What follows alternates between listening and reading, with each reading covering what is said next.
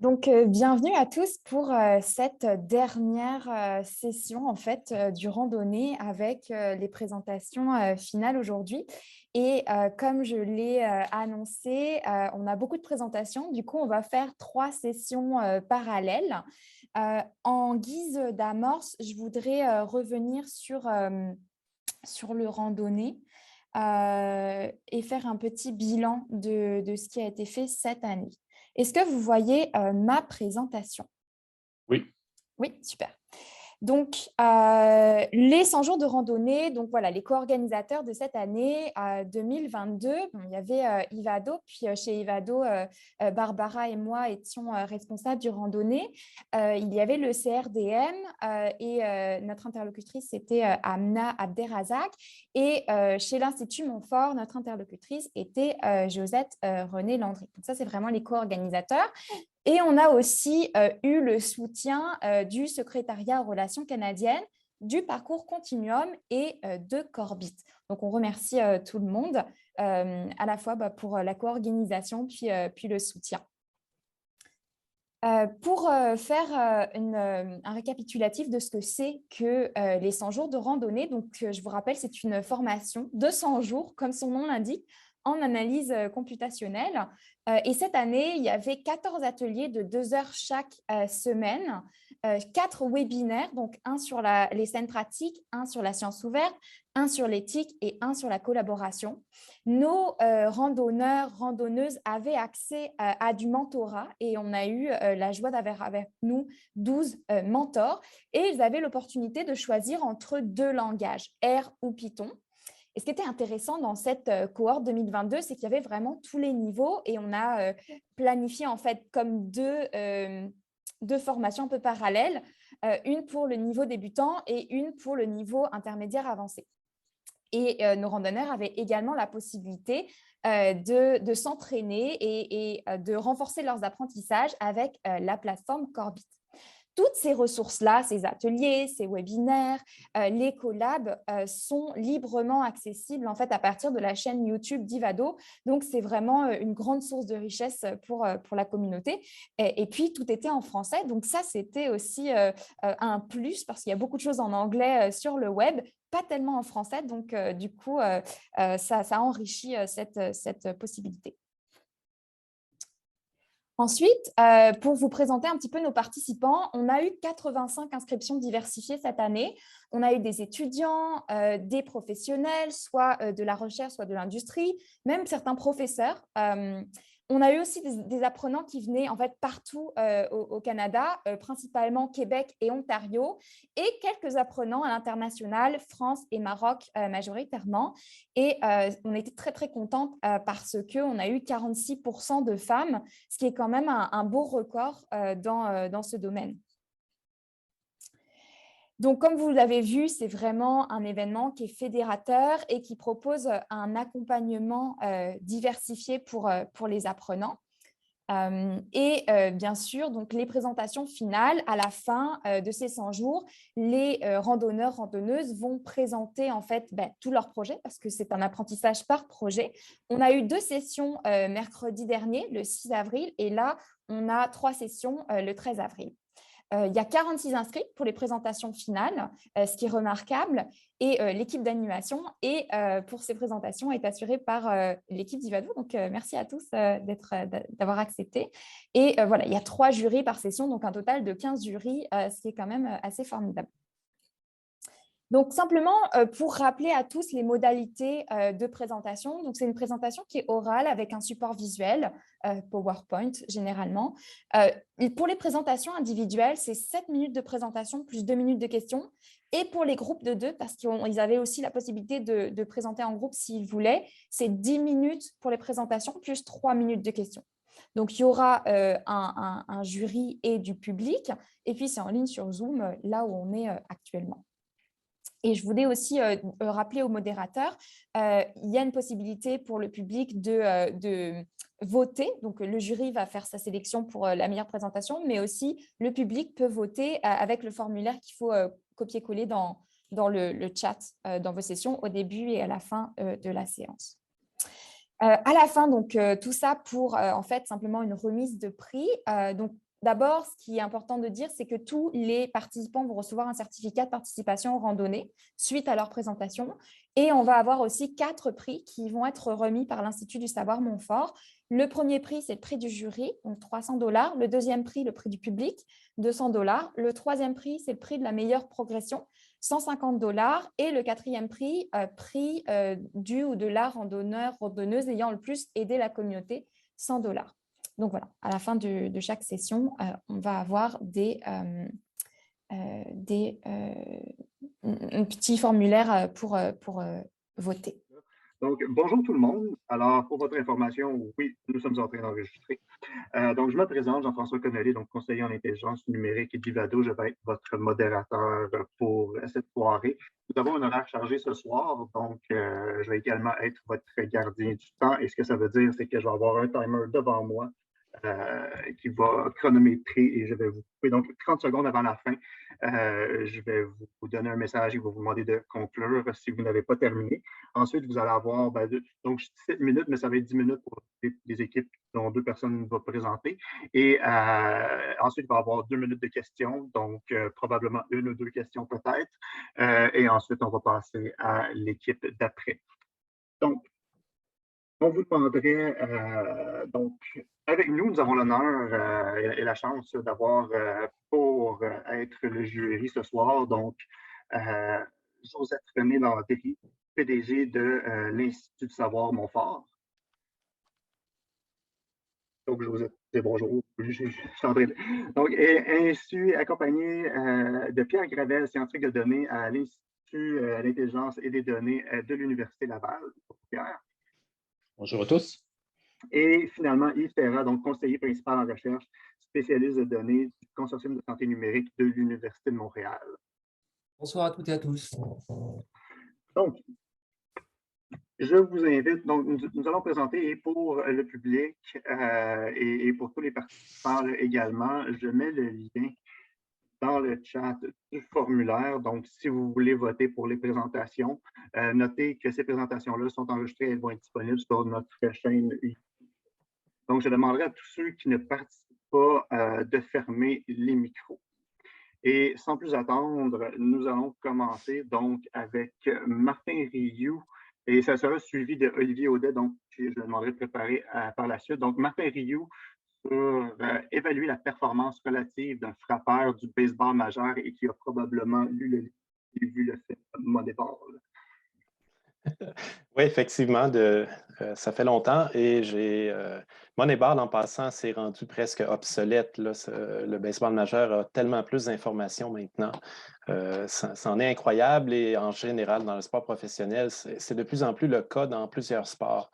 Mais là, j'ai seulement 7 minutes, fait que je vais débuter. Est-ce que c'est bien? Je peux débuter, Jean-François? OK, parfait. Donc, je débute. Bonjour tout le monde. Merci d'être dans cette salle-ci. Et puis, je vais vous présenter ma randonnée 2022 qui avait pour objectif, lorsque je me suis inscrit, de parvenir à évaluer la performance relative d'un frappeur du baseball majeur, mais cette fois-ci à l'aide de R. C'est un exercice que j'ai déjà fait il y a quelques années avec d'autres systèmes et d'autres bases de données.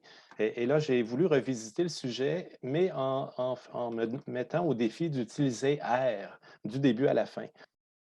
R, j'avais touché à ça lors de mon bac en statistique en 1994. C'était déjà, je pense, c'était seulement une version bêta à l'époque. Je pense que le lancement officiel de R a été beaucoup plus tard, au début des années 2000, mais je n'avais jamais retouché à ça. Donc, voici en même temps mon parcours académique. Et puis, ce que je vous présente utilise aussi des notions que j'avais vues lors de mon MBA en opération et système de décision. Et donc, si on mélange R, la recherche opérationnelle, mon contexte professionnel où j'ai l'habitude d'analyser des données, et puis le fait que je suis un fan de baseball, ça l'a donné la randonnée de cette année. En fait, petite démonstration que je suis vraiment fan de baseball, la plus petite assistance dans l'histoire du stade olympique, 2134 billets seulement vendus en 2002, j'y étais. On va s'en tenir à ça étant donné que j'ai seulement 7 minutes. Donc, ce que je voulais faire, la thématique, c'était de parvenir à prendre de l'information qui concerne chaque balle lancée lors d'un match de baseball et je m'intéressais aux balles qui étaient frappées. Et là, l'objectif de la randonnée était de pouvoir évaluer la performance relative d'un frappeur en fonction des propriétés de la balle qu'il a frappée. Dans le fond, rapidement, là, ces données-là sont disponibles depuis quelques années, depuis 2015, à l'aide d'un système appelé StatCast, que le baseball majeur a mis sur place à compter de 2015. Donc, ces données-là, une portion des données sont disponibles publiquement. Le baseball majeur a accès à d'autres données, mais en utilisant ce qui était disponible publiquement, ça m'a permis, à l'aide de R et de certains packages, d'être assez efficace dans ma façon de récolter toute l'information sur tous les lancers de 2021 dans le baseball majeur. Venait avec ça 83 variables. Elles ne m'ont pas tous utilisées. Je ne les ai pas toutes utilisées, évidemment, mais avec ce jeu de données-là et l'emploi de packages vraiment intéressants, des gens là, qui ont vraiment été généreux de leur temps pour développer tout ça et de le partager à tout le monde. Donc, le package Baseball R permet d'interroger la base de données StatCast, notre base de données du baseball. Tidyverse, que j'ai appris durant la randonnée. Il y a même un package qui provient de l'Université de Valence en Espagne. Donc, des gens qui ont vraiment développé un package pour faire l'analyse de recherche opérationnelle particulière qu'on appelle le Data Development Analysis. Et puis, je ne suis pas parvenu à faire tout ce que je pensais faire d'un point de vue visualisation des résultats à l'aide de ggplot2. Donc, probablement peut-être à suivre l'année prochaine sur ce volet-là. Donc, ce que je suis parvenu à faire dans mon 100 jours, c'est d'aller chercher la base de données, de regarder ce qu'il y avait dedans, de préparer les données que j'avais besoin pour mon analyse. Donc, dans les grandes lignes, j'ai dû sélectionner seulement les lancers dont la balle avait été frappée. Et puis, en jeu, j'ai laissé faire pour l'instant ce qu'on appelle les fausses balles. Donc, j'ai aussi sélectionné les lancers dont la vitesse est supérieure à 65 000 à l'heure seulement, parce que, dans le fond, il y a certains lancers qui étaient vraiment beaucoup trop lents, qui s'expliquent, mais qui n'étaient pas d'importance pour moi. Et il y avait certaines données manquantes qui, pour ce que je voulais faire avec ces résultats-là, m'empêchaient d'utiliser quelques lancers. Donc, au bout du compte, j'avais entre les mains 120 772 balles frappées que j'ai placées dans un fichier là, que j'ai appelé Hit into Play, là, HIP 21 pour la saison 2021. Avec le temps que j'ai, je ne pourrais pas vous donner toute la théorie sur comment fonctionne le Data Development Analysis, mais dans le fond, ça génère des résultats d'efficience en théorie en comparant des intrants et des extrants. Et puis, si la valeur est égale à 1, il faut comprendre que c'est une unité efficiente. Dans mon cas, une unité, c'était une balle frappée par un frappeur. Donc, si associé à une balle frappée, cette balle-là a une valeur de 1, il faut comprendre que le frappeur a fait vraiment le mieux qu'il est capable de faire à l'appui comme qualité de balle frappée, étant donné le type de balle lancée qui s'en venait vers lui. Si ça vous intéresse d'en apprendre davantage, le DEA est un peu différent d'une ligne de régression. Ça s'intéresse à ce que l'on fait de mieux dans un ensemble de données. Avec un exemple simple où il y a seulement un intrant et un extrant, visuellement, ça pourrait donner ça, mais là, je n'ai vraiment pas le temps pour vous expliquer le DEA dans son ensemble. Donc, une valeur qui ne serait pas de 1, mais qui serait de 60 il faudrait comprendre qu'on peut faire mieux. On a démontré dans la base de données qu'il est possible de faire mieux comme génération d'extrants, de résultats. Et puis, si une valeur n'est pas à 1 et devient sous la valeur de 1, donc ce serait un manque d'efficacité relatif. Donc, les variables dans mon modèle que j'ai utilisé, il me reste une minute à peu près, 3 intrants, 3 extrants. Donc, l'idée, c'était de comparer en intrant des propriétés des balles lancées et en extrant la qualité des balles frappées.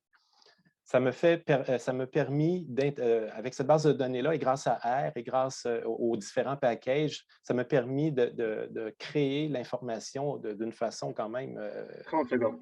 Oui, pour moi, j'ai vraiment été épaté par l'efficacité du code. Quelques lignes de code me permettaient, pour chaque frappeur, d'aller chercher tout ce que j'avais besoin beaucoup plus facilement qu'il y a quelques années avec d'autres façons. Et ça donne des résultats. Par exemple, ici, la 8e balle frappée dans l'année par Joey Votto à une valeur de 1, on aurait de l'information de référence que moi, je comprends là, avec la théorie du DEA. Mais bref, R m'a vraiment permis d'obtenir toute l'information que je voulais.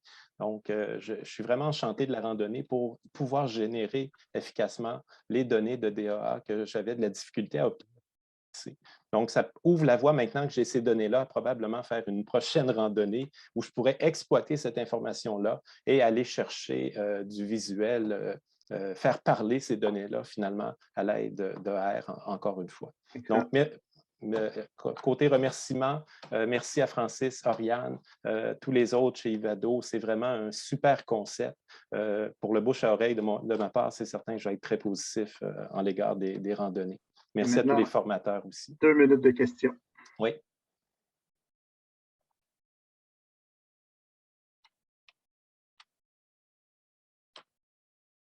Pierre, vous êtes en sourdine. Oui, je vais me lancer. En fait, j'aimerais savoir quel type, il faut dire que c'est en stats, donc c'est plus des statistiques de l'apprentissage automatique, là.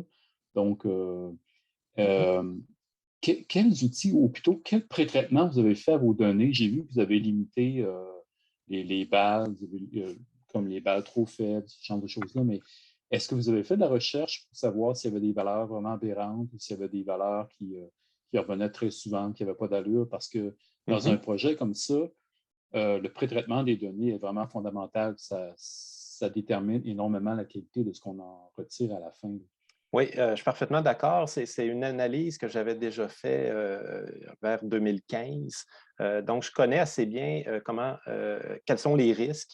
Donc, avec les filtres que j'ai faits, avec le fait que j'ai laissé tomber des données manquantes, il faut comprendre que StatCast est vraiment une base de données que toutes les équipes du baseball majeur utilisent. Fait que j'ai la chance que le ménage, entre guillemets, la qualité, la validation des données, là, il y a des gens au baseball majeur qui s'assurent de livrer aux équipes du baseball majeur des données de qualité. Donc, il y a déjà ça qui nous aide. Lorsque le système de radar attrape pas bien une balle, il y a un système pour ne pas laisser des données qui concernent des propriétés mal lues. Donc, j'avais cette chance-là. C'est certain que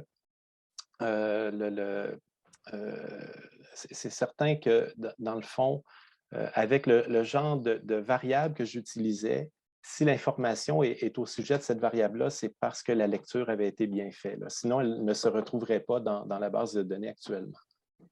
OK. J'aurais une autre question, mais je vais laisser la En chance. fait, il reste 10 secondes, donc ça passerait à vite. moins que ce soit une question oui-non. Excellent. Donc, je vous remercie, M. Rioux. Donc, on va passer à Olivier Audet, l'exploration de la détection automatique d'anomalies de détecteurs véhiculaires. Et je demanderai ensuite à Lina Nawel, Sally et Adrien Carton de se préparer. Bonjour, je vais présenter mon écran. Est-ce que c'est visible par tous? Oui, super.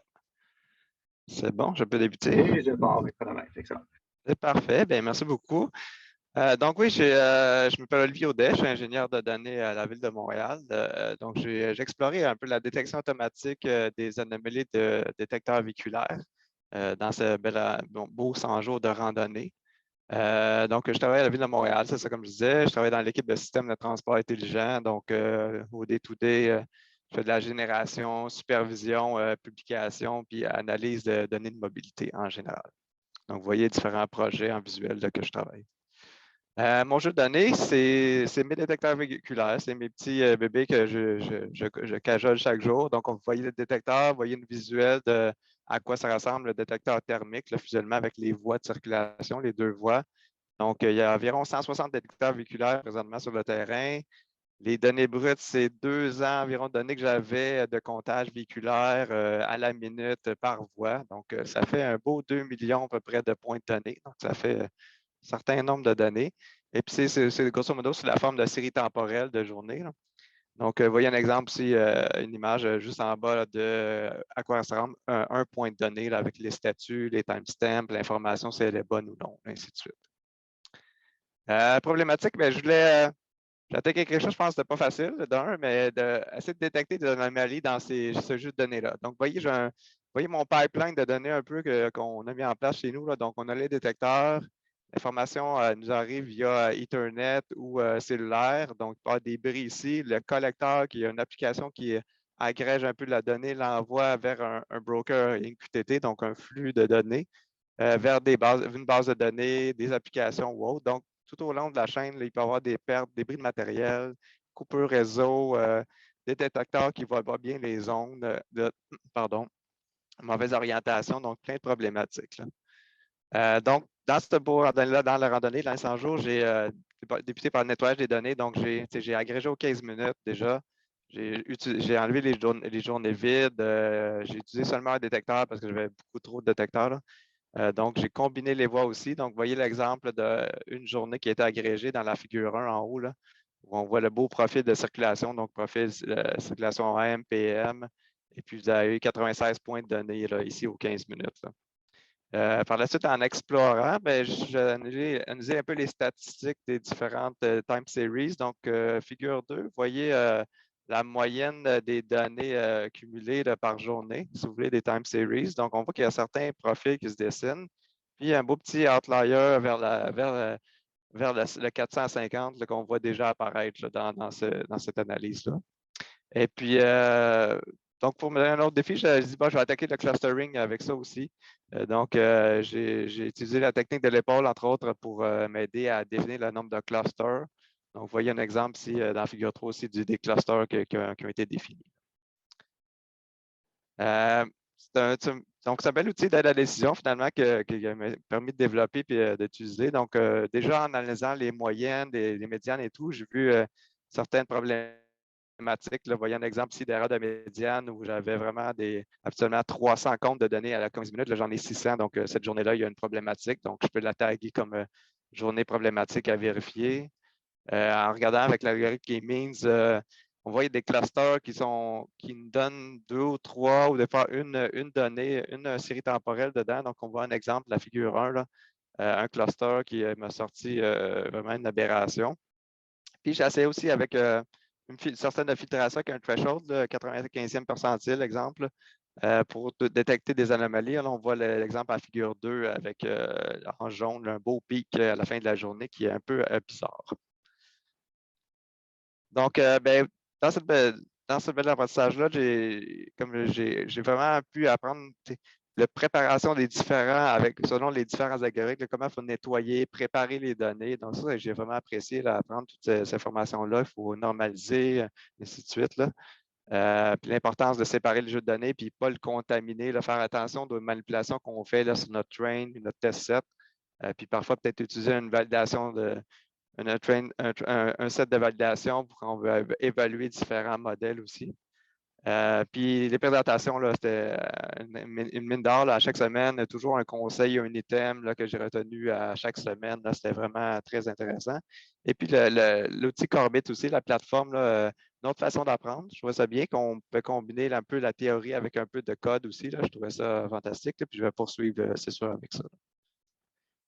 Les prochaines étapes, je vais essayer de faire un bilan vraiment de tous les détecteurs, un peu pour montrer à mes boss les problématiques là, qui se passent, là, donc avec les outils que j'ai pu développer.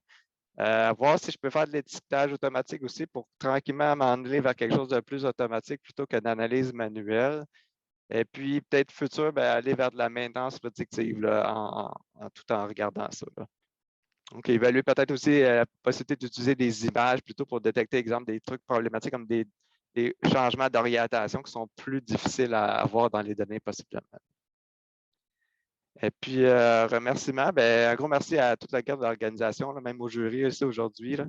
Les présentateurs aussi, c'était vraiment très intéressant. Là. Il y en a même sur le jury que je vois aujourd'hui que c'est vraiment pertinent et très intéressant les présentations.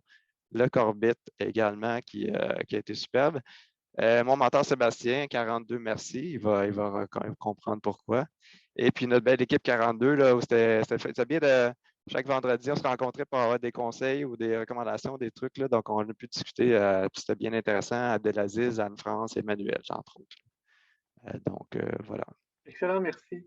Donc, on a eu, en fait, pour rentrer dans les temps, donc, on a maintenant 2 minutes de questions. D'accord, merci. Je vais laisser quelqu'un d'autre poser des questions, donner la chance à un autre.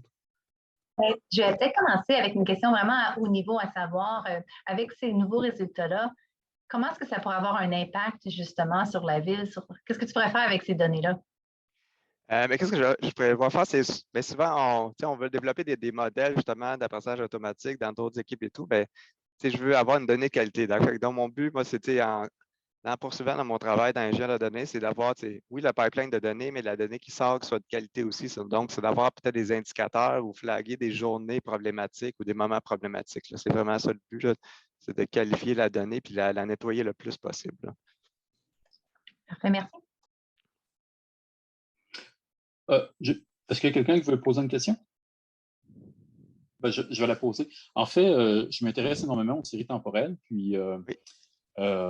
Est-ce que c'était assez robuste avec vos résultats, généralement? Est-ce que vous avez essayé des choses comme Prophète ou bien Arima ou Sarima?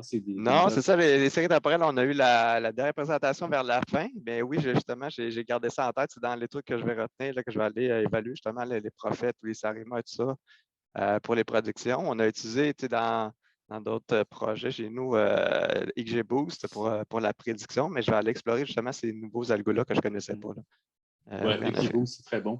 Puis l'intérêt des méthodes classiques, c'est qu'on peut mettre la périodicité comme les fins de semaine, les journées de congé. Et ça affecte. C'est ça que je trouvais intéressant avec les prophètes, entre autres, tu pouvais mettre des périodicités, des choses intéressantes, puis ils pouvaient détecter. Là, je trouve ça vraiment intéressant comme nouvelle fonctionnalité. Là. Parfait. Ben, merci beaucoup. Merci beaucoup. Merci, Olivier. Et maintenant, merci. on va vivre un moment excitant et voir si ça va fonctionner. Je passerai le micro à Lila Nawel Sali et Adrien Carton et je demanderai à Elmer et Kira de se préparer. Et la présentation de Lila et Adrien sera sur les réseaux CRH ou les méandres de l'épigénétique. Petite question avant de commencer, je ne sais pas si... Ah voilà, elle peut... En fait, on a fait des tests. Est-ce que tu peux tester, Lila, si tu arrives à passer les slides? Parce que de temps en temps, c'est un peu décalé, en fait. Voilà, parfait. OK. Super. Bonjour à tous. Vous nous entendez? Ah. Okay, bonjour à tous. Nous, notre sujet de randonneur sera sur l'épigénétique. Et on l'a intitulé Réseau CRH ou les méandres de l'épigénétique. Alors, je me présente, je m'appelle Adrien, j'ai un master en bioingénierie, j'ai suivi plusieurs formations complémentaires en sciences des données et en intelligence artificielle et je choisis très bien mes photos. Bonjour, mon nom est Lila Sali. Je suis fini ce mois-ci mon doctorat en biochimie, au cours duquel j'ai analysé plusieurs données génomiques et transcriptomiques. Alors, notre plan pour cette session sera un peu de théorie pour comprendre ce qu'on fait. On va voir ensuite les objectifs, puis ensuite on va identifier les CRH, ne vous inquiétez pas, je vais vous expliquer qu'est-ce que c'est. On va regarder les CRH qui sont conservés à travers les tissus, et ensuite on va passer à la conclusion. Alors, un petit peu de théorie. Si vous vous souvenez de vos cours de biologie, ce qui est lié à un gène, il y a ce qu'on appelle un promoteur, en fait. C'est la section où en fait, va se fixer la polymérase pour transcrire un gène pour créer une protéine. Maintenant, ce qui est important à savoir, c'est que cette région est régulée par ce qu'on appelle un amplificateur ou un enhancer en anglais, une région non codante qui va en fait aller déclencher la polymérase pour faire la transcription. Donc là, on est dans ce qu'on appelle la régulation génétique. Pourquoi? Parce qu'en fait, les amplificateurs vont changer de tissu en tissu. Donc, par exemple, ce sera des amplificateurs différents dans les muscles du bras ou dans l'intestin, par exemple. Et une dernière chose que je voulais vous expliquer, c'est ce qu'on appelle l'ABC score. C'est en fait à quel point l'amplificateur est important. Donc, ça les quantifie en fonction de la force de la liaison ou la connexion, ou la fréquence de connexion. Alors, maintenant, les CRH, qu'est-ce que c'est? C'est un ensemble en fait, d'amplificateurs et de promoteurs. Comme on voit, c'est un réseau où les promoteurs sont connectés aux amplificateurs. Et maintenant, ça change en fait de lignée cellulaire en lignée cellulaire, donc ou de tissu, qu'on peut dire. Alors, c'est important parce que pourquoi ça peut être mis en lien avec ce qu'on appelle les cancers et les maladies complexes comme la schizophrénie. Ces CRH vont changer en fait dans ces cancers. Et donc, c'est pour ça que c'est important d'aller explorer la variation des CRH entre les tissus. Alors, pour cela, l'objectif de notre projet était d'identifier les CRH à travers 5 tissus cancéreux chez l'homme. D'abord, pour commencer par déterminer le niveau de conservation des CRH entre les différents tissus, aussi de caractériser les CRH qui sont fortement spécifiques aux tissus. Donc, pour l'identification des CRH, nous avons eu un jeu de données de la part de notre mentor qui comprenait 5 tableaux, chaque tableau représentant une lignée de cancer chez l'homme et qui comprenait, chaque tableau avait plus de 30 000 lignes et les colonnes étaient toutes organisées de la même manière avec un gène cible et le chromosome, l'amplificateur qui était caractérisé par le chromosome sur lequel il était porté et ses coordonnées, ses positions sur ce même chromosome. Nous avions aussi 3 colonnes avec des métriques que nous n'allons pas utiliser dans ce projet. Puis la première étape était d'identifier les amplificateurs par donc, le chromosome et leur position sur le chromosome, de construire les réseaux pour chaque lignée cellulaire en utilisant la librairie NetworkX sur Python et calculer le nombre de CRH pour chaque réseau. Et enfin, de faire une analyse comparative des CRH entre les différents tissus. Pour l'identification des CRH, donc nous avons construit les réseaux et nous avons trouvé un nombre équivalent de, ce n'est pas exactement le même nombre, mais c'est de l'ordre de 3000 CRH pour chaque lignée cellulaire. Et en regardant la distribution de ces CRH-là par rapport au nombre de composants, on va trouver une grande proportion de CRH de faible complexité, avec un nombre de composants moins de 5, et une plus faible proportion de CRH à forte complexité, avec un nombre de composants et de connexions beaucoup plus important. Notre premier objectif était d'aller voir les CRH de la plus faible complexité, à savoir 2 composants, donc un gène et un amplificateur. Nous avons trouvé qu'un seul CRH conservé entre 2 lignées cellulaires, mais pas plus. Donc, on s'est dit, est-ce que c'est les gènes qui ne sont pas conservés entre les tissus ou bien c'est les amplificateurs? Donc, la première analyse des gènes montre qu'il y a un nombre important et dispersé de gènes à travers les tissus, mais il y en a qui sont communs entre les tissus. Donc, mais l'analyse des amplificateurs nous montre qu'il y a très peu de conservation. Donc, on s'est dit, est-ce que ces CRH à 2 composants ne pouvaient pas être retrouvés dans des CRH plus grands, à plus forte complexité? Donc, on a fait une analyse comparative des CRH à 2 composants contre tous les CRH et on a trouvé un autre CRH qui était conservé avec une connexion supplémentaire, mais pas plus.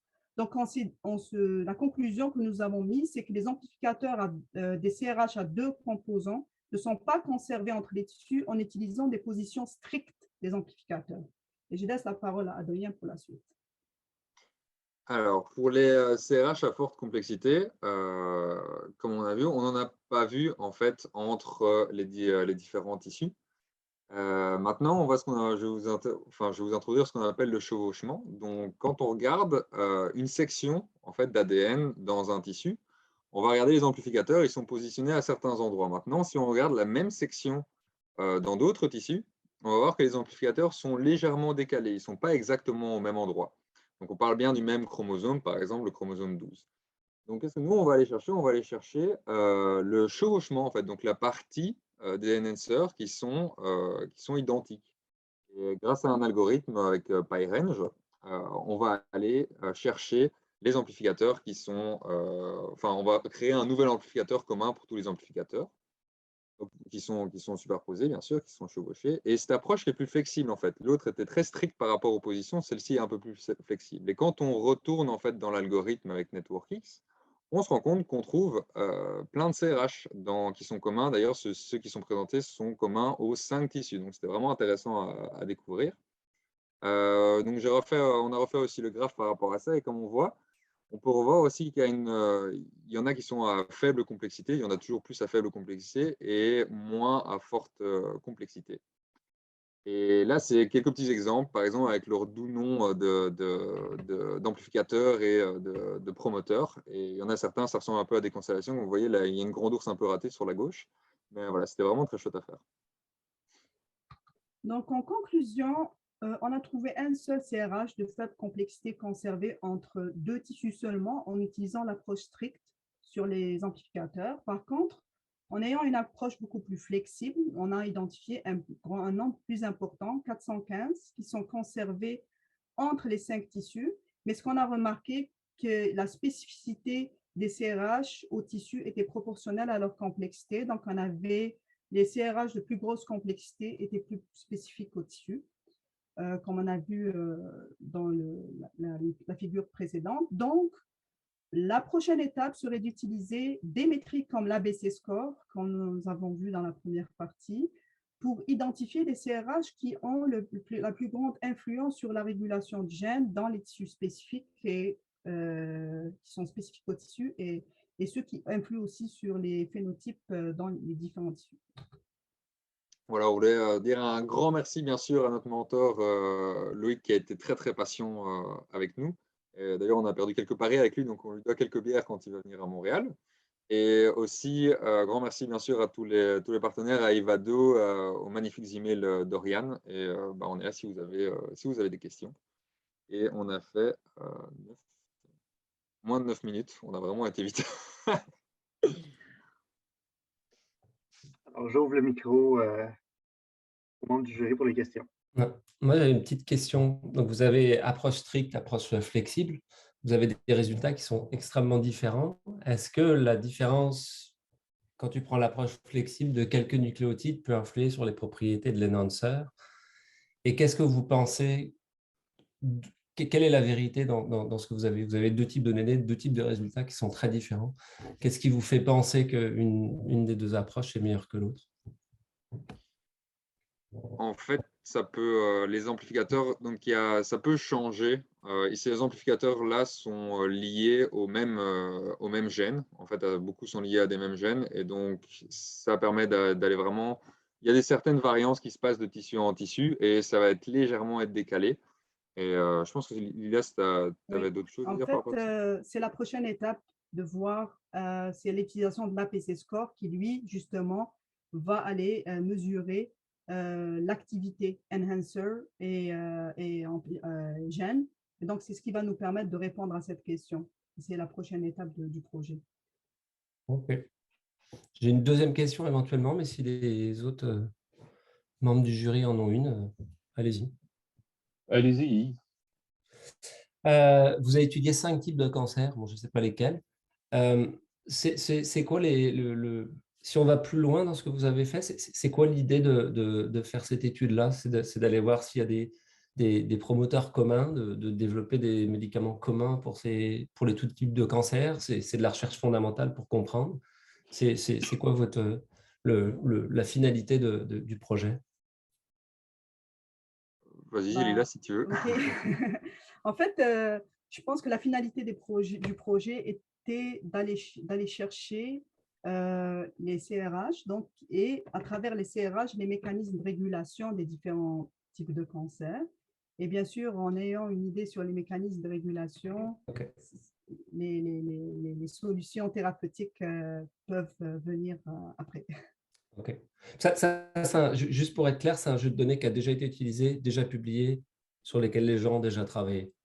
Oui, c'est Okay. des jeux de données qui a été déjà publié. Ok. Donc, Pierre, vous avez 30 secondes.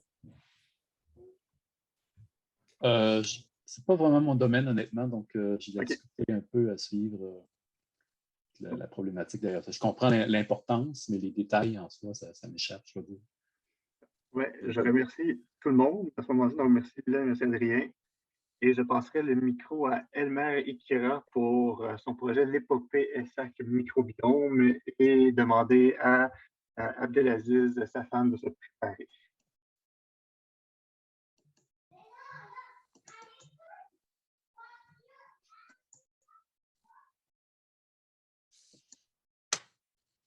Vous voyez mon écran? Oui, on voit tout, on vous entend.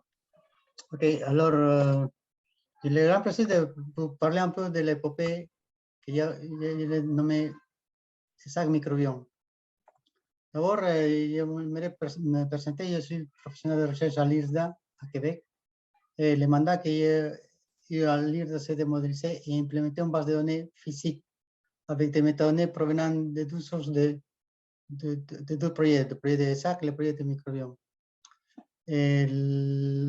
L'intérêt de participer au DataTech, c'était d'explorer des modèles statistiques permettant d'expliquer l'état de santé du sol agricole du Québec en utilisant Python.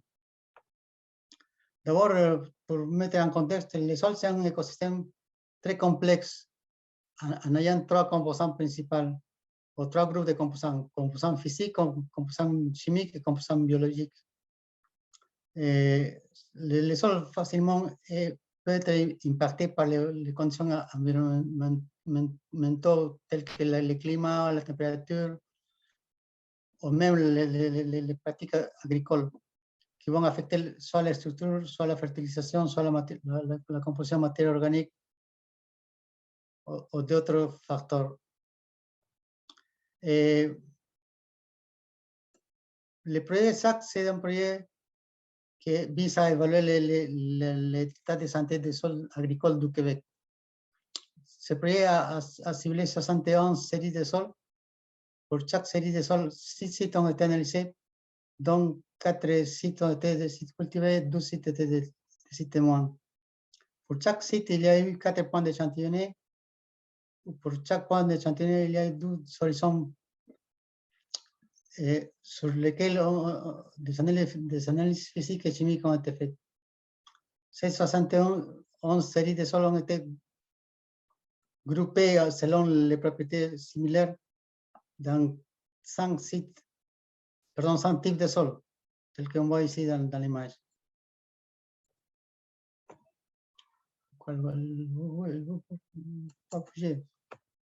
OK.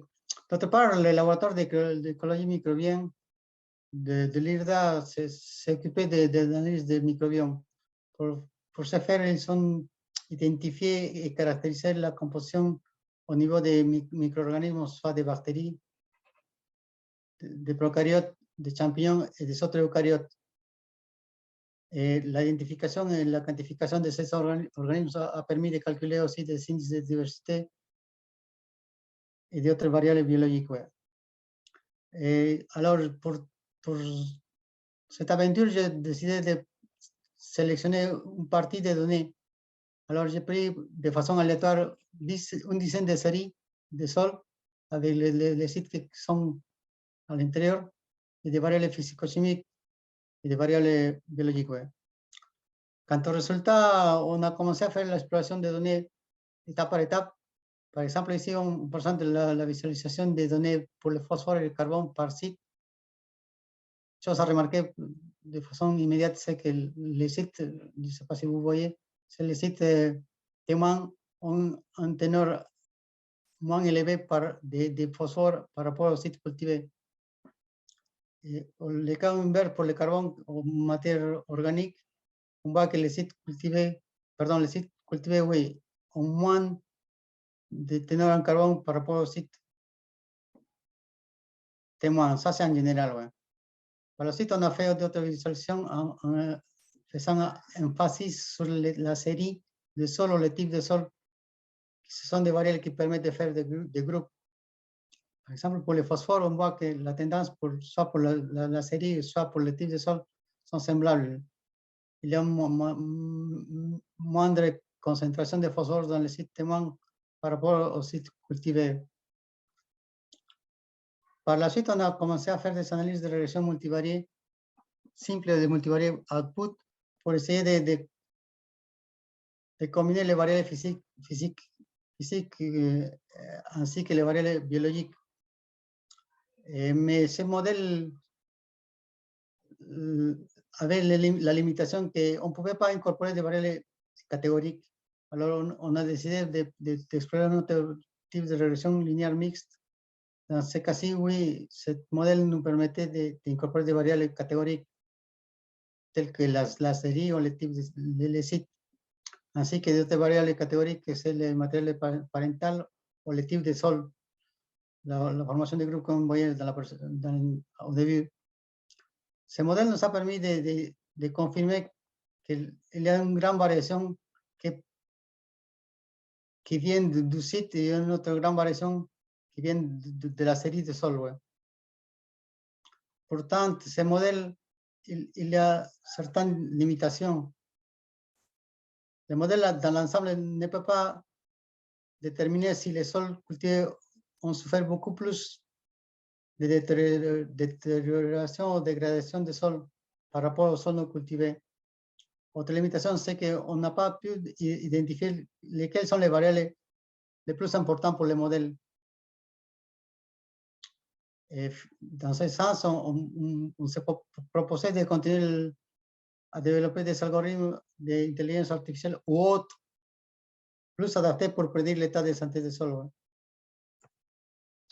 Finalement, on aimerait remercier au mentor Loïc, qui a été très patient avec nous, à l'équipe d'Ivado, à M. Marc-Olivier Gasset de l'IRDA, que c'est le leader de projet SAP, et au M. Richard Hawk de l'IRDA aussi, directeur du laboratoire d'écologie microbienne. Je ne sais pas si ça serait tout. Excellent, merci. Donc, je vais débuter la période de questions. Merci. J'aurais une question. En fait, c'est un sujet qui m'intéresse beaucoup, la modélisation de données en agriculture.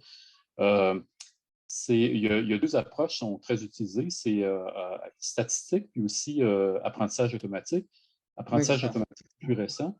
Et est-ce que, en fait, c'est juste pour vous dire, c'est avec des méthodes, des modèles qui ne sont pas linéaires, on peut obtenir plus de résultats généralement.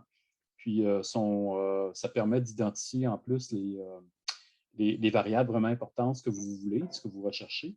Donc, moi, je vous suggère d'essayer les méthodes en apprentissage automatique, là, qui ne sont pas des modèles linéaires.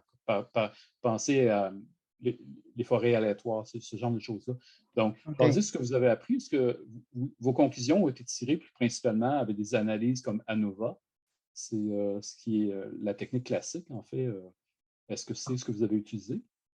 Oui, on a fait certaines analyses d'ANOVA, des tests, d'études, mais c'est pour une partie des données parce qu'on ne pouvait pas incorporer toutes les variables du modèle web. OK. En fait, c'est une technique qui... les méthodes basées sur ANOVA, ça date des années 30, donc c'est assez révolutionnaire, en fait. Donc, aujourd'hui, on tend à combiner ou à essayer aussi l'apprentissage automatique. Moi, je vous conseille, en fait, de vous intéresser aux méthodes, les nouvelles méthodes basées sur tout ce qui n'est pas linéaire, tout ce qui est un peu comme forêt aléatoire ou ce qu'on appelle XGBoost, ce genre de choses-là. C'est vraiment très puissant. Ça vous dit quelles sont les variables vraiment intéressantes. Ça vous permet de modéliser l'effet de vos variables sur ce que vous voulez mesurer dans un champ. Vous pouvez faire des essais avec et sans ces paramètres-là, puis ça vous donne un pouvoir vraiment impressionnant comparé aux méthodes statistiques qui ont fait vraiment leur preuve, mais c'est bien d'essayer de nouvelles choses. Donc, beau projet, en fait. J'adore ce genre de projet-là. Oui, merci. En fait, quand on a commencé... Un dernier commentaire en 5 secondes. OK. Non, mais allez-y. OK. En fait, je voulais m'exprimer que au début, quand on a commencé les datatech, il n'y avait aucune idée des données qu'il y avait dans la main, parce qu'une chose, c'est de développer une base de données juste en nettoyant les données, mais sans regarder qu'est-ce que ça voulait dire chaque variable. C'est une chose, autre chose, c'est analyser les données pour voir quelle est l'implication d'une donnée, d'une variable par rapport à l'état de santé du sol. C'est pour ça qu'on a commencé à faire juste des analyses statistiques. C'est sûr que par la suite, je vais essayer de faire des analyses non linéaires. Ouais. Excellent, je vous remercie. Et sur ce, je vais passer la parole à Abdelaziz Stéphane sur la COVID-19 dans la nuance de la vaccination et demander bonjour tout le monde. Préparer. Est-ce que vous me voyez mon écran? Pas encore, on vous entend. Et oui, ça s'en vient. Maintenant, on voit votre écran. Très bien. Donc, Donc, quand vous êtes prête. oui. Bonjour tout le monde. D'abord, merci d'être présent aujourd'hui pour assister à ma présentation intitulée « La COVID-19 dans la nuance de vaccination » présentée dans le cadre de 100 jours de randonnée. Je m'appelle Abdelaziz et je suis étudiant en doctorat en 3e année au Centre Armand Frappier, Santé Biotechnologie à Laval. Je travaille principalement sur l'ineutrophile et la réponse inflammatoire. Ce sont ici qu'on voit sur cette frottis sanguin. Mon jeu de données regarde principalement des données sur la vaccination et sur le produit intérieur brut et sur la population totale de certains des pays. Mon objectif, c'est de répondre à une hypothèse, c'est-à-dire de savoir est-ce que l'ensemble de ces données pourrait prédire l'appartenance d'un pays à un continent donné. L'exemple que j'ai choisi, c'est l'Asie. Concernant l'origine de ces données, pour la vaccination, j'ai obtenu ça à partir de cet article. Et pour les données concernant la population totale, je l'ai obtenu à partir du site officiel des Nations Unies. Alors, concernant le produit intérieur brut, je l'ai obtenu à partir du site de la Banque mondiale. Et ce sont des données à accès public. Les méthodes que j'ai utilisées pour répondre à mon hypothèse sont des bibliothèques de Python, principalement Panda, Matplotlib et scikit-learn. Concernant la vaccination, les données de vaccination, il y avait 16 variables et j'ai choisi seulement 2 variables. People fully vaccinated, c'est-à-dire le nombre de personnes vaccinées qui ont pris 2 doses, et total boosted, c'est-à-dire les personnes qui ont pris la 3e dose. Concernant la population totale, il y avait 9 variables et j'ai pris seulement un seul variable, c'est la population totale. Alors que concernant le produit intérieur brut, il y avait 65 variables et j'ai pris seulement un seul variable. Et pour faire la jointure entre ces différentes données, j'ai utilisé la méthode join de Python en utilisant la clé de jointure location. Et aussi, j'ai ajouté un autre variable concernant le continent pour définir l'appartenance de chaque pays à un continent donné. J'ai aussi réussi de faire générer 2 variables à partir des données brutes. C'est ce qu'on appelle la proportion de vaccination et la proportion de la dose supplémentaire en utilisant cette formule. L'objectif, c'est d'augmenter la prédiction de mon modèle de classification, le pouvoir de prédiction de mon modèle de classification, et aussi pour balancer un peu mes données. Parce que si on compare 2 pays, par exemple le Brésil et le Canada, en termes de population, on voit que, évidemment, le Brésil est largement grand par rapport au Canada. Mais si on fait la projection concernant le nombre des personnes vaccinées, on va trouver que le nombre de personnes vaccinées au Brésil jusqu'à date est égal. C'est comme la population canadienne a été vaccinée 4 fois.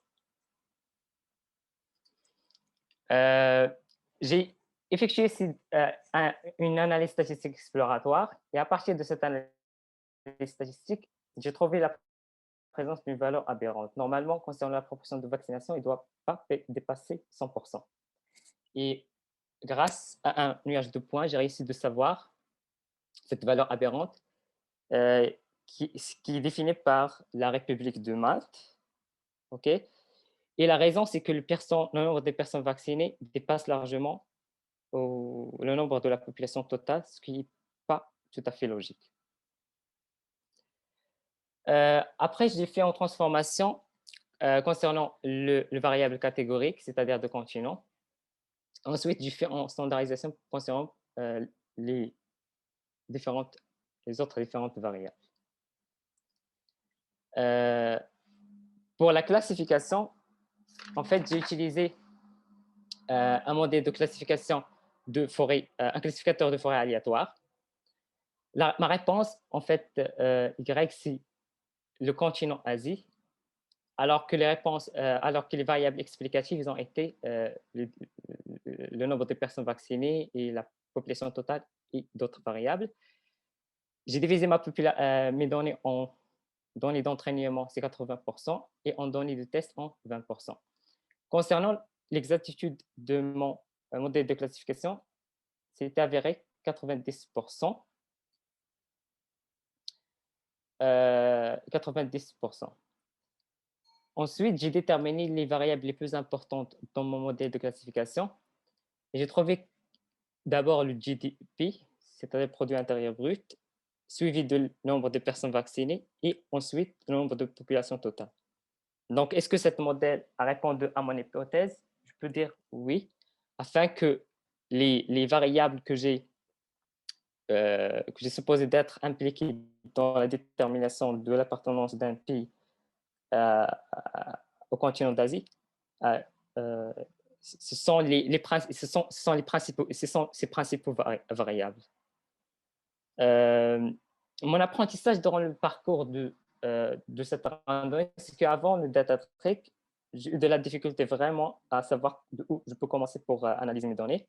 C'est comme dans cette image-là de spaghetti. Mais maintenant, je me rends compte qu'il existe un pipeline qu'il faut suivre et un acheminement pour bien explorer ces données. Et le dicton ils disent garbage in and garbage out, ça reste assez intéressant. Et je veux remercier principalement Continuum pour m'offrir cette opportunité de participer dans cette randonnée. Et aussi mon mentor Sébastien pour ses suggestions, ses conseils et son temps. Aussi la plateforme Corbit pour les cours qui sont vraiment très intéressantes et très utiles pour apprendre des concepts assez importants dans le machine learning. Et mon équipe 42, principalement Emmanuel, Olivier qui est aussi présenté aujourd'hui et Anne France. Et aussi le comité organisateur, principalement Orient. Et merci pour votre attention. Excellent, merci Abdelaziz. Donc, je vais débuter la période de questions. Je ne sais pas s'il est possible pour vous, Abdelaziz, d'allumer votre caméra pour la période de questions. Oui, désolé, j'ai oublié un petit pour ça. Pas de problème, je ne vais pas vous interrompre. C'est correct. Donc, allons-y, donc je démarre le 2 minutes pour la période de questions. Je vais laisser la place. J'ai toujours une question, mais je vais donner la chance à d'autres personnes de poser des questions aussi. Donc. Parfait. Donc, moi, je vais poser une question qui n'est pas sur la présentation telle quelle, mais j'aimerais voir comment tes apprentissages pourraient être utiles pour tes études sur les neutrophiles et autres. Est-ce que tu vois des parallèles entre En fait, c'est une bonne question. Ça n'existe pas un lien comme tel, mais je peux dire qu'en toxicologie, parce que moi, je travaille quand même en toxicologie aussi, je trouve que l'utilisation des données, c'est quelque chose de très intéressant. Donc, moi, mon parcours ici, c'est seulement pour savoir comment je peux apprendre les outils nécessaires pour faire d'autres études futures. J'ai essayé de trouver comme des données que j'utilise dans mon étude, c'est-à-dire dans ma recherche, mais ce n'était pas vraiment assez suffisant pour faire un modèle de classification. Merci. Avec plaisir. Moi, question comme ça, très rapide. Belle donnée, en fait.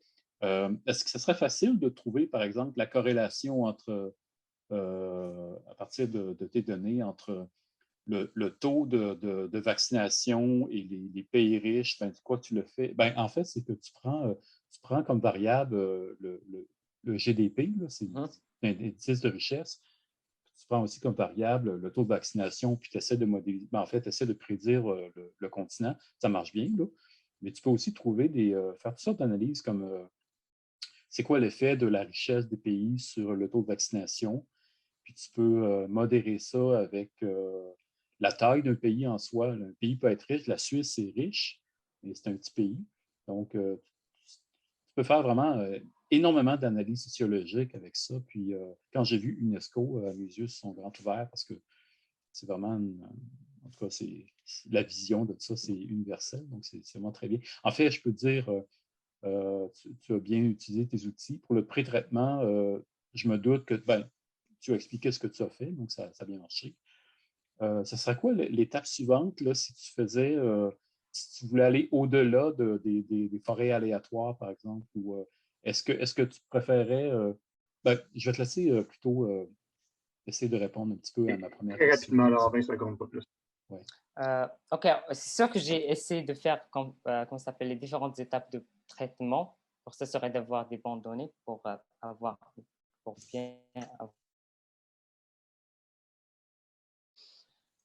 Donc, concernant les perspectives, ça pourrait être une autre hypothèse, c'est-à-dire de voir est-ce que, par exemple, je ne peux pas dire qu'en existence des futures pandémies, est-ce que le taux de vaccination, ça serait le même entre les différents pays, par exemple, ou non? Donc, il y aura vraiment différentes sortes d'hypothèses à poser. Parce que, comme vous avez mentionné, si j'ajoute d'autres variables comme la taille de continent, ça devrait aussi augmenter le pouvoir de prédiction. Donc, j'imagine que ça serait intéressant d'avoir, par exemple, d'autres hypothèses. Excellent, merci. Ah, Je non, vais ça va. arrêter ça et passer le micro à Emmanuel Pépin sur l'effet du traitement des données sur l'analyse de la présentation de certaines maladies rares et demander à Clémence Merlin ou Merlin et Arnaud Bonnefoy de se préparer. Donc, désolé si j'ai mal prononcé le nom.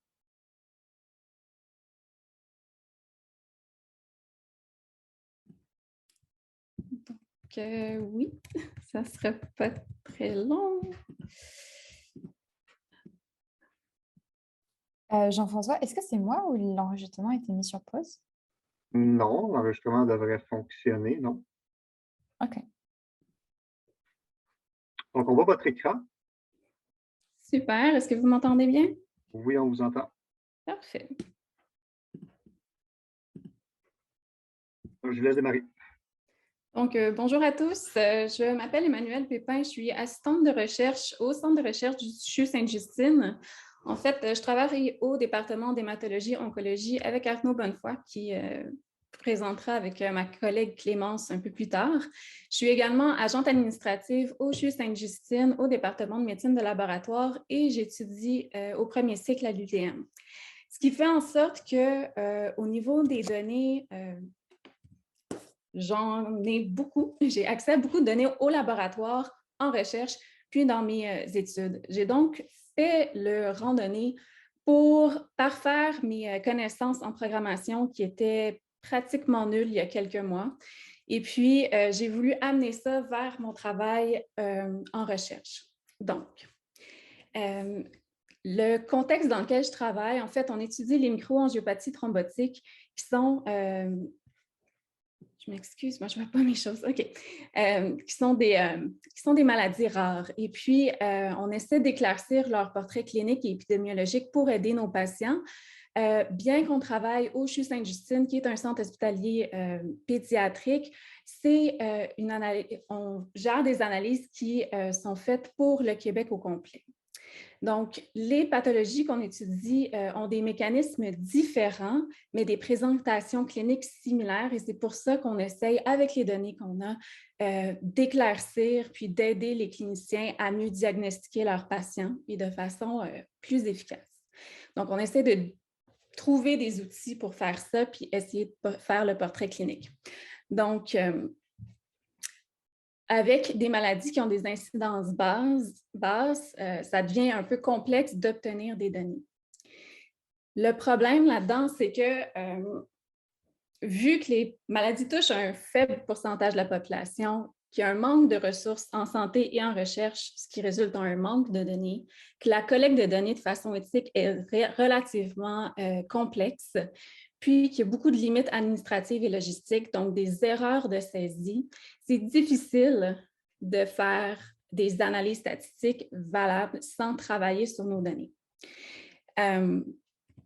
Donc, quel est l'impact des erreurs de saisie au niveau de l'identification des patients sur l'élaboration du portrait clinique des maladies rares?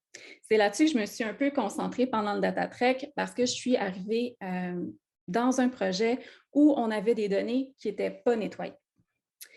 Donc, sachant que les résultats des analyses ont un impact sur la prise en charge des patients, j'ai comparé deux jeux de données. Le premier, c'est ce que j'ai appelé le jeu de données initial. C'est une première extraction des données démographiques à partir du système informatique des laboratoires.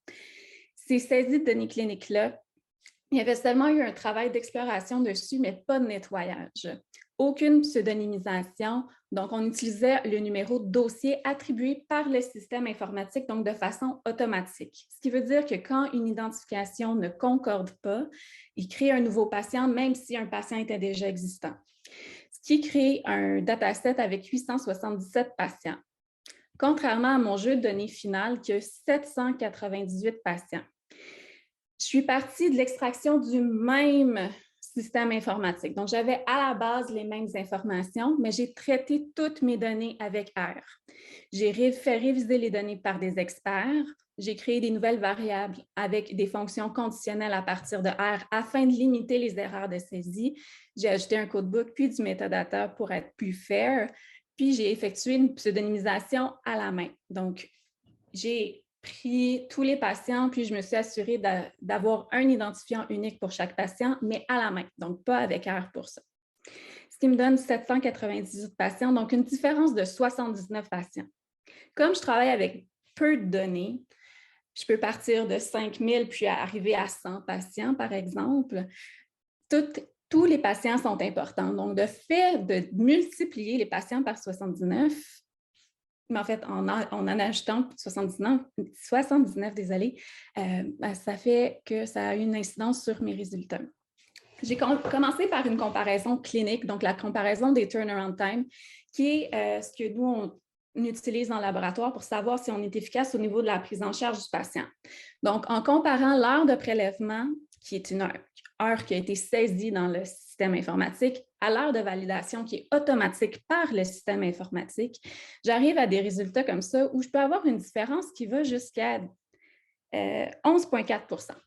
Ce qui est quand même une grande différence, surtout quand on essaie de jouer sur notre logistique pour prendre en charge des patients, parce que les pathologies qu'on étudie, il y a 80 à 90 de taux de mortalité pour certains de ces patients-là lorsqu'il n'y a pas de prise en charge de la pathologie. Donc, avoir un turnaround qui est le plus court possible influence la probabilité du patient. Est-ce qu'il va mourir ou pas? On ne sait pas. Donc, ça, c'est quand même significatif pour nous, puis ça indique aussi l'importance du nettoyage des données.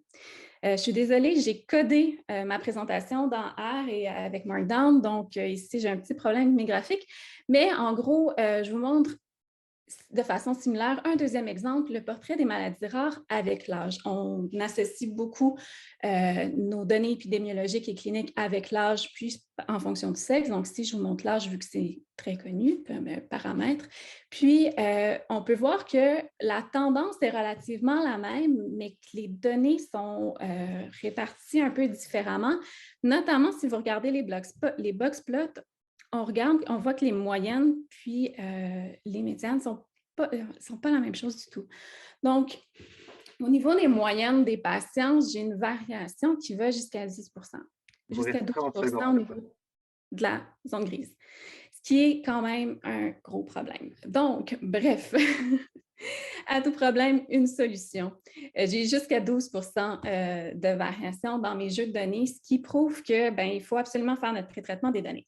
Donc, la solution trouvée, c'est la création d'un script contenant un algorithme permettant d'associer un identifiant unique à chaque patient en tenant compte des erreurs de saisie.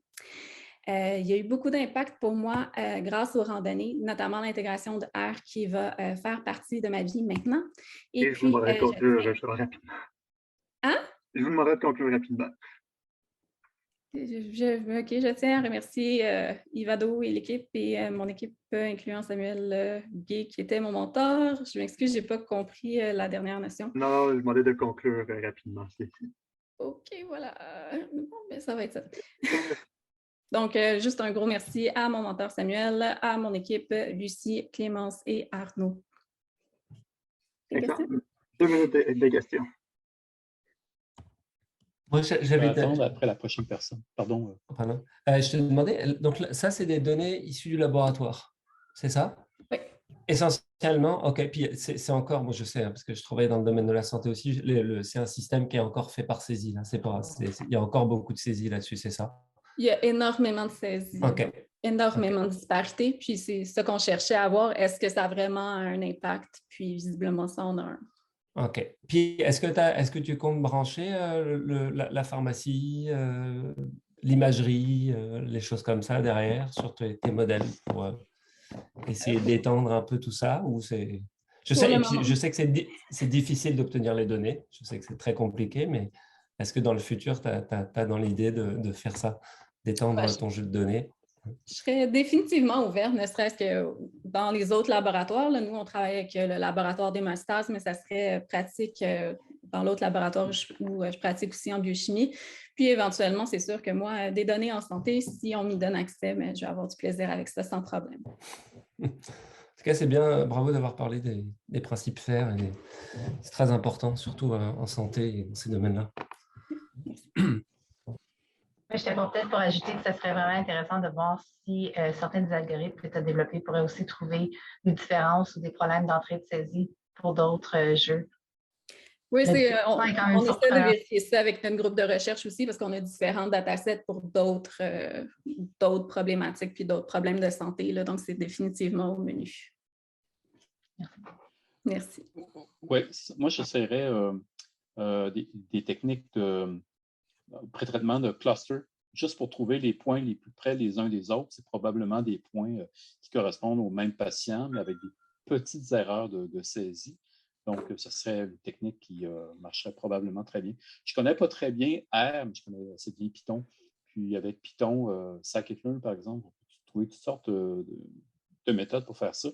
Mais les méthodes classiques de regroupement seraient probablement une bonne méthode pour isoler vraiment les cas problématiques ou les doublons, les choses comme ça. Donc, ça vaut la peine d'explorer. Oui, merci. Merci. Maintenant, j'appellerai au micro Clémence et Arnaud pour l'analyse de profil de segment pour l'évaluation de troubles de l'hémostase primaire. Oui, bonjour. Est-ce que vous m'entendez bien? Oui. Alors, je vais partager mon écran. Je pense que c'est ça que c'est ça. Ok, ça marche. On voit votre écran. Alors, je le mets en... Voilà, c'est parti. Ok, la problématique est assez simple, vous verrez. On présentera peu de données, mais parce que tous les deux, en fait, Clémence et moi, on est vraiment novices. Donc, on ne connaissait pas R au commencement. Alors, la thématique, notre projet, qui est un projet de recherche dans mon groupe, c'est d'analyser des profils de saignement des personnes, donc de patients qui viennent au CHU Sainte-Justine, qui viennent pour une évaluation de troubles de l'hémostase primaire. Alors, l'hémostase primaire, l'hémostase, c'est les saignements, c'est la capacité du corps à arrêter les saignements quand il y a une lésion vasculaire. Donc, c'est simple. Hein. Donc, on a une brèche vasculaire, on a les éléments figurés du sang, donc les cellules et en particulier les plaquettes qui viennent se figer au niveau de la membrane, enfin de la paroi vasculaire pour former ce qu'on appelle un clou plaquettaire, donc en s'agrégeant, donc un mécanisme d'activation plaquettaire.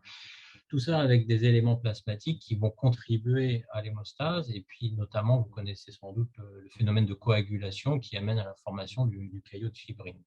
Donc on est dans un mécanisme global qui peut se dérégler, soit vers la thrombose, soit vers l'hémorragie. L'hémorragie étant ce qui nous intéresse ici.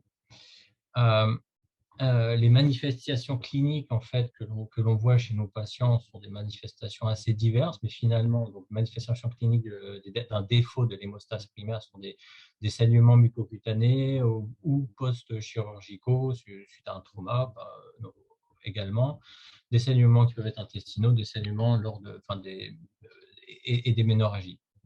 Il y a d'autres types de saignements. Les pathologies associées au défaut de l'hémostase primaire. Alors, je vous ai donné les plus courantes qui sont les maladies de Van Willebrand, les dysfonctions donc, de ces petites cellules là que l'on voit, donc les dysfonctions plaquettaires. Mais il y a aussi des maladies un petit peu moins connues qui sont des anomalies de la constitution de la paroi vasculaire. Il y a l'hémophilie que vous connaissez peut-être mieux. Et puis, il y en a d'autres en fait que l'on connaît peu, voire pas. Et alors pourquoi? Parce que on n'arrive pas forcément en fait à les diagnostiquer. Alors, il y a des algorithmes d'investigation des troubles de l'hémostase. En fait, il y en a beaucoup qui impliquent donc le laboratoire d'hémostase à Sainte-Justine et qui nécessitent beaucoup de tests fonctionnels. Alors, je vous en ai mis plein pour vous montrer la complexité que peut avoir en fait, que peut revêtir un algorithme d'investigation des troubles de l'hémostase.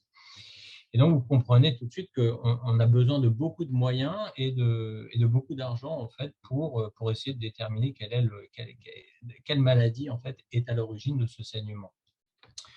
Tout ça, sachant que finalement, au laboratoire, on dispose la plupart du temps que d'un échantillon sanguin. Donc, ça veut dire que tous les problèmes liés au flux sanguin, par exemple, au phénomène de stase, ou les problèmes, les problèmes liés aux vaisseaux eux-mêmes, en fait, le laboratoire est aveugle en fait, à ce niveau-là.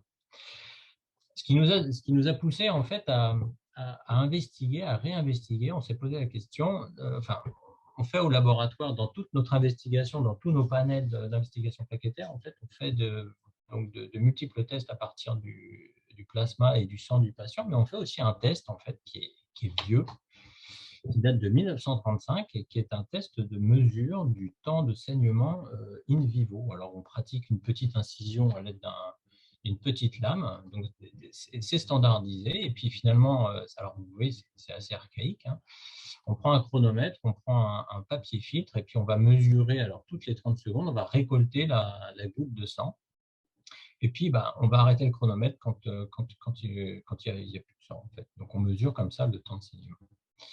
Alors ça, c'est une technique. Alors, la mesure du temps de saignement a une sensibilité, une spécificité vis-à-vis des maladies, des différents types de maladies qui est relativement faible, mais ça a quand même le gros avantage d'être finalement quelque chose qui peut être utilisé, je dirais, dans n'importe quel laboratoire à travers le monde, y compris les laboratoires non spécialisés. Et puis, c'est un test surtout qui est global, donc qui tient compte en particulier de la composante vasculaire. Donc, il y a un intérêt quand même à garder cette technique.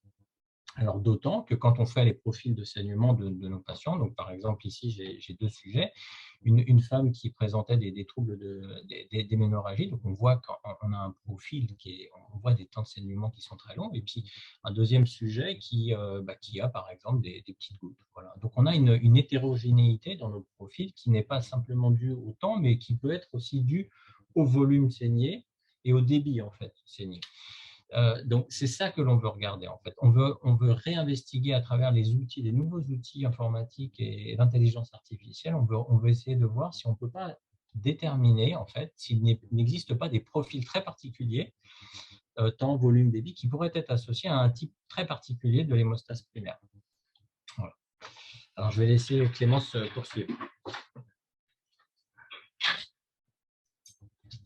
Donc alors, pour répondre à la question posée par Arnaud, nous avons travaillé sur notre propre jeu de données, qui est un fichier Excel de 412 observations et 70 variables. Donc nous avons 43 variables catégorielles, principalement des données démographiques telles que le sexe, le groupe sanguin, la grossesse. Nous avons des manifestations cliniques, donc c'est-à-dire le type de saignement, la prise ou non de médicaments et le type de médicaments, et la réversibilité ou non de l'agrégation plaquettaire, donc pour chacun des agonistes. Nous avions également 37 variables quantitatives, telles que l'âge, les résultats de tous les tests de laboratoire et le volume de sang que nous avons estimé donc à partir d'un logiciel d'analyse d'images sur les roulettes de saignement. Donc avant de commencer les analyses, il a fallu préparer le jeu de données. Nous avons dû effectuer plusieurs nettoyages, donc notamment renommer des colonnes, comme ici, on a dû supprimer le trait d'union.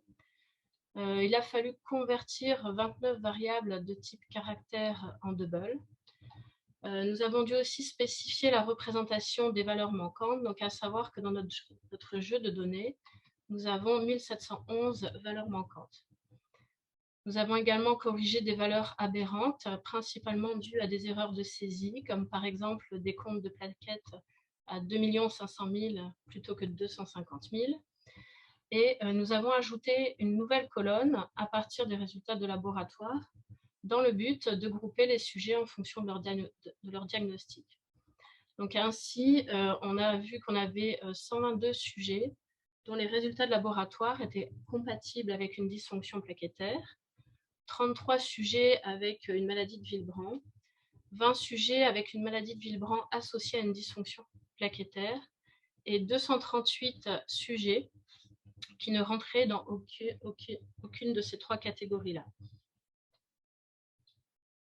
Donc, dans un premier temps, on a visualisé à l'aide d'histogrammes la distribution du temps de saignement, donc à gauche, et du volume chez nos sujets. Donc, on peut remarquer que la majorité de nos sujets ont un temps de saignement normal, donc inférieur ou égal à 8 minutes. On a environ 35% des sujets qui ont un temps de saignement allongé, supérieur à 8 minutes.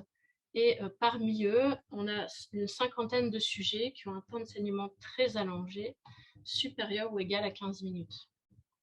Alors, nous avons calculé une moyenne de 7,8 minutes et une médiane de 7 minutes, qui est représentée ici par la ligne verticale.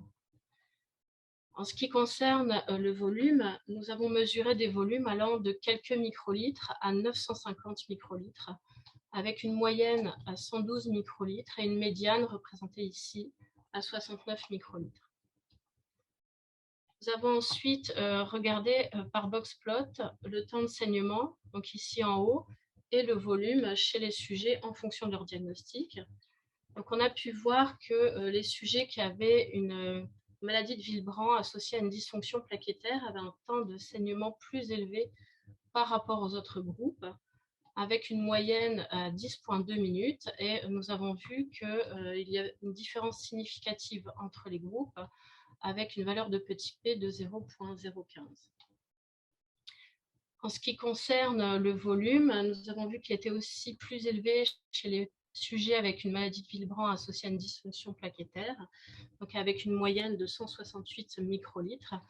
Mais par contre, nous n'avons pas vu de différence significative entre les groupes. Il vous reste 30 secondes. Donc ensuite, nous avons effectué des matrices de corrélation entre les différentes variables du test de fonction plaquettaire. Donc ici, on a retrouvé des corrélations attendues et une forte association entre le volume et le temps de saignement avec un coefficient de corrélation de 0,8. Nous avons fait une matrice de corrélation à l'aide d'une représentation différente et c'est là qu'on a rencontré une première problématique, c'est que notre coefficient de corrélation entre le volume et le temps de saignement était ici de 0,65 avec cette représentation-là, alors que nous avions 0,8 avec la représentation précédente. Et je vous demanderai de conclure. Donc, tout ça pour dire que, en fait, on n'en est qu'au début, puisqu'on a des données descriptives, et puis, en fait, ce que l'on veut faire surtout, c'est du clustering, du machine learning pour essayer d'avoir des valeurs prédictives, c'est-à-dire montrer un temps de saignement, montrer un profil de saignement, et que notre algorithme nous dise à quelle maladie on a affaire. Donc, c'est ça. Donc, pour terminer, on voudrait remercier vraiment l'équipe d'Ivado parce que c'était une très belle organisation. Moi, j'ai beaucoup appris. Je suis frustré de ne pas avoir eu le temps de me consacrer plus à ce trek. Je voudrais particulièrement en fait remercier Samuel Gay qui a été très patient et très agréable avec nous. Au sein de son équipe, en fait, où il y avait Emmanuel, et puis il y avait aussi Lucie Barubé avec qui on a pu avoir de très belles discussions. Voilà, on vous remercie. Et je passe le micro aux membres du jury pour la période de questions.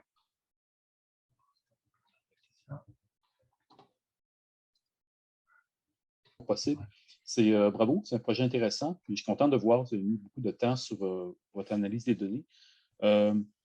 Avez-vous pensé à transformer rapidement vos données? Parce que j'ai remarqué que votre distribution de temps de sanguin et l'autre, le volume sanguin, c'est pas gaussien du tout, c'est très étiré. Donc, si vous faisiez une transformation, ça pourrait certainement améliorer vos données.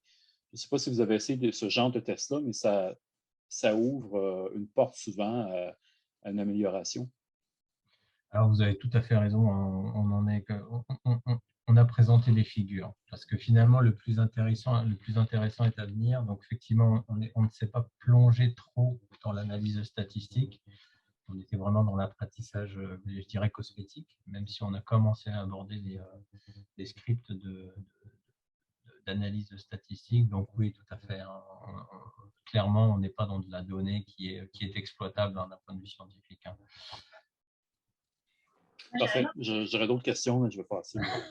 J'aurais une petite question courte. Quand vous avez montré la distribution du temps de segment, vous aviez une cinquantaine de personnes qui étaient à 15 minutes et plus. Je me demandais pourquoi vous aviez combiné ces gens-là aux 15 minutes et plus et pas continué de de montrer la distribution en 16, 17, 18? Bon, alors oui, c'est une bonne question. Déjà, on ne voulait pas les vider de leur sang. Je pense que, en fait, c'est la raison principale. C'est-à-dire que empiriquement, en fait, c'est un test qui montre une normalité d'un temps de saignement qui se situe entre 3 et 8 minutes. Donc, c'est déjà passé 8 minutes, on est dans la normalité. Donc, c'est pas qu'on les a, c'est pas qu'on en a fait un groupe, un cluster, c'est simplement qu'on a arrêté. La technique s'arrête à 15 minutes. Merci, c'est très logique. Excellent, je vous remercie. C'est tout le temps qu'on avait pour votre projet. Je ne le vois pas dans la pièce, mais je vais faire un appel pour Amadou. Oui, Jean-François, je confirme que la personne ne sera pas là. Excellent, excellent. Donc, à ce moment-ci, ça complète la soirée. Donc, je rappelle, donc je le mets dans le chat en ce moment. Donc, vous avez le formulaire d'évaluation. Donc, évidemment, c'est une séance de présentation que vous avez vue. Ce soir, il y en avait d'autres. Il y en avait d'autres la semaine passée. Elles ont toutes été enregistrées. Elles seront demain matin. Ces histoires seront demain sur notre chaîne YouTube. Donc, vous avez jusqu'au 15 avril pour voter pour les autres présentations. Donc, vous avez votre vendredi de Pâques qui est déjà de planifier. Donc, merci à tout le monde. Donc, merci pour les présentations présentations intéressantes. Merci aux membres du jury. Et comme tout le monde, je remercie Ariane pour avoir organisé cela. Donc, merci tout le monde et je vous souhaite une bonne soirée. Merci à tous. Bonne soirée à tout le monde. Merci, au revoir. Merci. Merci Jean-François pour cette belle animation. Impeccable au niveau du temps.